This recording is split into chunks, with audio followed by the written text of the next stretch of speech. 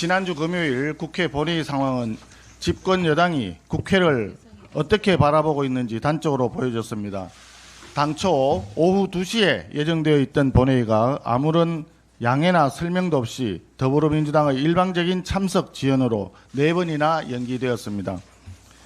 예결위에서는 신속한 처리가 필요하다면서 야당의 목소리를 묵살하고 추경안을 일방적으로 처리하더니 본회의를 앞두고는 더불어민주당 자기들 내부에 이견이 있다는 이유로 제멋대로 본회의 시간을 일방적으로 연기한 것입니다. 이 과정에서는 국회의장께서도 상황에 대한 설명과 협의가 전혀 없었다고 합니다. 국회 본회의장을 마치 제 집 안방처럼 여기는 무리한 행동이었습니다.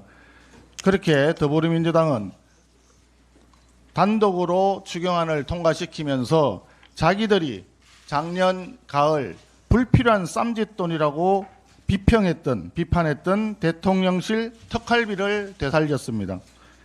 기초연금 민생예산인데 3,290억을 삭감했습니다. 국방예산 905억 원, 당초 자료에도 없던 것을 삭감했습니다. 그렇게 하면서 이재명 대통령 쌈짓돈 41억 원이 그렇게 시급한 과제였습니까?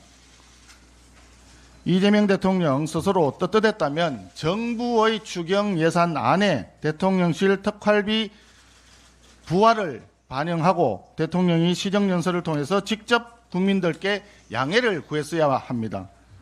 그런데 정부 추경안에는 넣지 않고 국회 심사 과정에서 여당 의원들을 앞장세워 특활비를 슬그머니 집어넣은 것은 아주 비겁한 차도살인 정치의 민낯을 보여준 것입니다.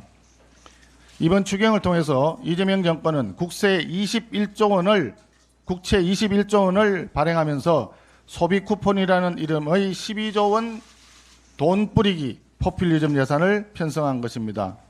민생과 국방은 포기하고 국민에게 빚을 부담 지우는 선심성 포퓰리즘 추경입니다. 포퓰리즘 추경은 이제 포퓰리즘 입법으로 이어질 전망입니다. 민노총 언론노조의 방송 장악을 위한 방송 3법, 민노총의 청구서인 노란봉투법, 전농의 청구서인 양곡관리법을 비롯한 농망사법을 강행 처리하겠다고 합니다. 우리 경제 전체의 파이를 키우기보다는 이재명 대통령을 정치적으로 도와준 노조와 이익단체들을 위한 파이 배분에 몰두하는 입법 속도전입니다. 국회가 이재명 대통령이 현금 버튼을 누르면 현금이 쏟아져 나오고 입법 버튼을 누르면 아무 법안이나 쏟아져 나오는 이재명 대통령의 개인 자판기로 전락하는 꼴입니다. 그렇지만 국민의힘은 야당에 주어진 견제와 비판의 역할을 다하겠습니다. 총리에 이어 이제 장관 후보자 청문회가 이어집니다. 부모가 아파트를 사주면 신분이 고착화된다고 강연해서 말한 지 1년도 채 되지 않아 아들의 아파트 매입을 도와준 외교부 장관 후보자 조현, 근로계약서도 쓰지 않고 5곳에서 겹치기 근무를 했던 국가보훈부 장관 후보자 권오월, 온 가족이 태양광 사업에 얽혀 있으면서 태양광 사업 지원 법안을 연달아 발의했던 통일부 장관 후보자 정동영, 제자 논문 가로채기에 논문 중복 게재까지 연구 윤리를 잇따라 파괴한 교육부 장관 후보자 이진숙, 변전충 내각의 추악한 민낯이 국민 앞에 고스란히 드러나고 있습니다. 장관 후보자 중에 전과나 의혹이 없는 후보자를 찾아보기가 어렵습니다. 대통령과 국무총리처럼 전과와 의혹투성이 사람들만 골라서 기용하기로 작심한 모양입니다. 국민의힘은 국민과 함께 전과 의혹투성이 장관 후보자들의 능력과 도덕성을 현미경식으로 낱낱이 검증해서 이재명 정권의 오만한 일방통행 정치를 막아 세우겠습니다. 관세에 대해서 한 말씀 드리겠습니다. 상호관세 유예 기한이 7월 8일로 불과 하루 앞으로 다가왔습니다. 그 전에 유예 연장이나 관세 인하 등 실질적인 협상 타결이 이루어지지 않으면 최대 25%의 관세가 부과될 것입니다. 이미 자동차에 25% 등 높은 수준의 개별 관세가 적용되는 상황에서 상호 관세까지 더해진다면 대한민국 수출 산업은 큰 타격을 입을 것입니다.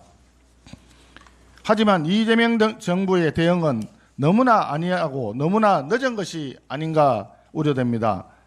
여항구 통상교섭본부장과 위성락 국가안보실장이 지난주 뒤늦게 미국에 도착했지만 유예 기한이 코앞인 상황에서 대응이 지나치게 느슨한 것은 아닌지 국민들은 불안해하고 있습니다.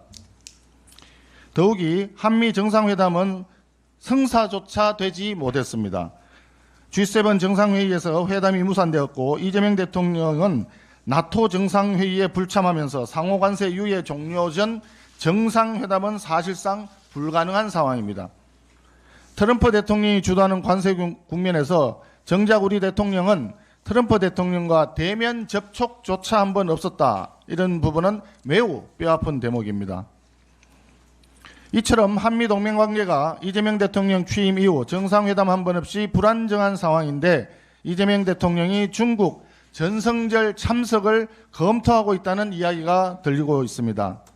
한중 간의 시급하고 예민한 현안인 중국의 서해 불법 구조물 설치 문제는 아직 해결 기미조차 보이지 않고 지금 이 순간에도 우리 해양 주권이 심각하게 위협받고 있는 상황입니다. 이러한 가운데 한국 대통령이 군사 행사인 중국의 전성절 참석을 검토한다는 것 자체만으로 미국을 비롯한 국제사회에서는 대한민국의 친중 성격의 시그널로 바라볼 수 있다는 우려가 큽니다. 지금은 한미동맹과 한미일 협력 강화에 외교 역량을 집중해야 할 시점입니다. 불필요한 외교 안보 불안과 국제적 신뢰 훼손을 우리 스스로 자초해서는 안 됩니다. 국제정세가 그 어느 때보다 복잡한 지금 굳건한 동맹을 약화시키는 외교는 결국 국민을 불안하게 만들고 국익을 훼손할 뿐입니다. 튼튼한 한미 동맹에 기반한 균형과 원칙 있는 외교 정책을 이재명 정부에 다시 한번 강력히 촉구합니다.